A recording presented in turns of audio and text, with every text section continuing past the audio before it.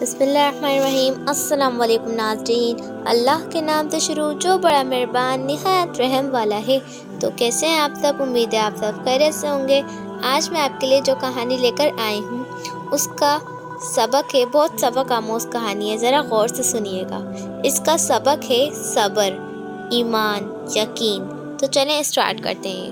ہم یہ تو مانتے ہیں کہ سب اللہ کی مرضی سے ہوتا ہے، مگر یہ نہیں مانتے کہ اللہ جو کرتا ہے بہتر کرتا ہے۔ یوں تو حضرت یوسف علیہ السلام کو جب کنویں میں بے یار و مددگار چھوڑ دیا گیا تو انہیں کیا پتا تھا کہ اب ان کا کیا ہوگا۔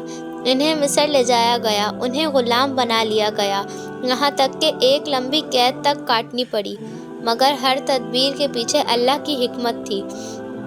اگر وہ کنویں میں نہ گرتے تو گزرنے والے قافلے کے ساتھ مصر نہ پہنچتے، وہاں غلام کے تنہا نہ بکتے تو محل تک کیسے پہنچتے، تو بالآخر بادشاہ کیسے بنتے۔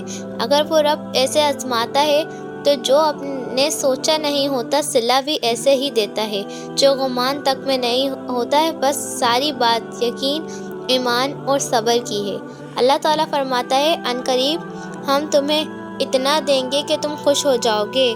اگر آپ کو میری ویڈیو پسند آئی ہو تو اس کو زیادہ سے زیادہ شیئر کریں، میرے چینل کو سبسکرائب کر دیں، ویڈیو کو لائک کر دیں، بیل آئیکن کو کلک کر دیں۔ اللہ حافظ، السلام علیکم۔